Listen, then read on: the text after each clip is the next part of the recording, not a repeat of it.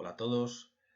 En este vídeo vamos a empezar a ver la unidad 14 dentro del módulo 3, Fundamentos de Electricidad, en donde vamos a ver los circuitos resistivos, capacitivos e inductivos, los que llamamos comúnmente circuitos RLC, ¿vale? R de resistencias, L haciendo referencia a los inductores, a las bobinas, y C haciendo referencia a los condensadores que forman este tipo de circuitos.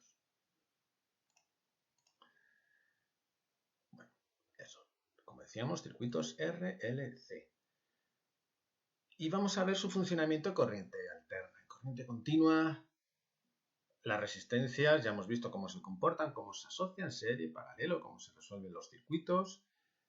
También hemos visto que en corriente continua, los condensadores y las bobinas, pasado el transitorio inicial o el transitorio final, se comportan las bobinas ideales. Se comportan como cortocircuitos, como si fuera un cable, y los condensadores se comportan como un circuito abierto.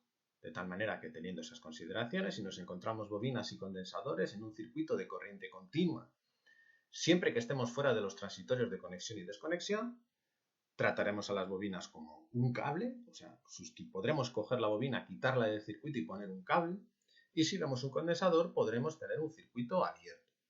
¿De acuerdo? Esto que nos simplificaba bastante los cálculos, pues ahora ya no va a poder ser así. Las resistencias siguen teniendo efectos similares, totalmente equivalentes, iguales, podríamos decir, que cuando lo hemos estudiado en corriente continua, pero las bobinas y los condensadores, debido a su funcionamiento, ya no los podemos simplificar de esa manera, ¿vale? Sustituyendo por cables o circuitos abiertos, sino que tenemos que tener en cuenta qué es lo que hacen dentro del circuito. Es lo que vamos a aprender a calcular, a determinar una serie de factores y veremos que son perjudiciales, cómo corregirlos y demás. Entonces, bueno, lo primero que vemos es lo más básico, es un circuito resistivo puro. Un circuito resistivo puro es aquel en donde solo hay resistencias conectadas, ¿de acuerdo? De las que hemos estudiado ya. Como por ejemplo este que tenemos ahí en la figura. Tenemos una batería, en este caso corriente continua, ¿vale? Tenemos una batería, tenemos un interruptor y una resistencia. ¿Cómo se va a comportar este circuito? Pues muy sencillo. Mientras el interruptor esté abierto, no tendremos tensión en la resistencia y no pasará corriente. En el instante en el que se cierra el interruptor, tenemos de golpe la tensión en la resistencia. Y de golpe empieza a pasar corriente. ¿Vale? Y vamos a tener esa tensión y esa corriente hasta que cerremos el interruptor, en donde de nuevo va a caer. O sea, lo que nos tenemos que fijar en este caso de corriente continua, y que nos va a valer ahora también en corriente alterna, es que si la tensión sube, la intensidad sube en la misma proporción. Si, por ejemplo, este valor que hemos puesto a la fuente de alimentación fueran 10 voltios y está pasando una intensidad de 2 amperios, si pasamos de 10 voltios al doble, 20 voltios, la intensidad se va a doblar, de 2 a 4.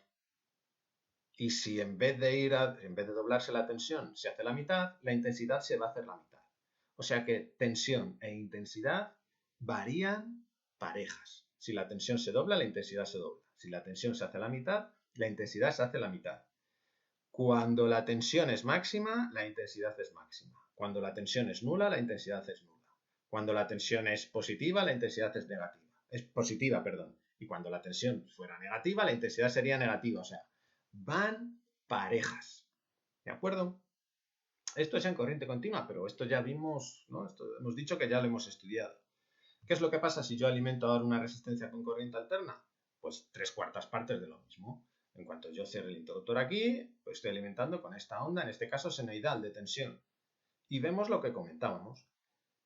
Si la tensión sube, la intensidad sube.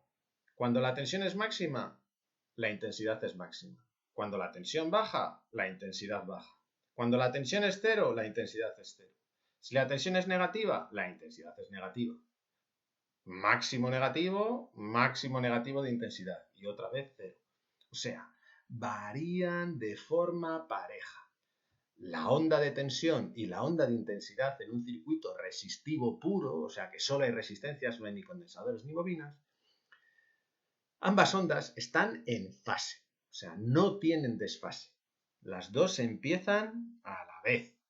Cuando empieza la tensión, empieza la intensidad. Cuando acaba la tensión, acaba la intensidad. ¿Vale? Esas ondas están en fase. Y eso ya hemos visto en la diapositiva anterior que esto sucede tanto en corriente continua, ¿vale? Esto ya lo sabíamos, muy bien. Y ahora lo vemos también que sucede en corriente alterna. Nos puede parecer una obviedad y algo que, bueno, es de lógica, pero vamos a ver que en este sentido bobinas y condensadores se comportan de otra manera. Entonces, tenemos que tener esto claro como base para estudiar condensadores y bobinas. ¿De acuerdo? Repito. Circuito resistivo puro, la onda de tensión y la onda de intensidad están en fase, varían parejas.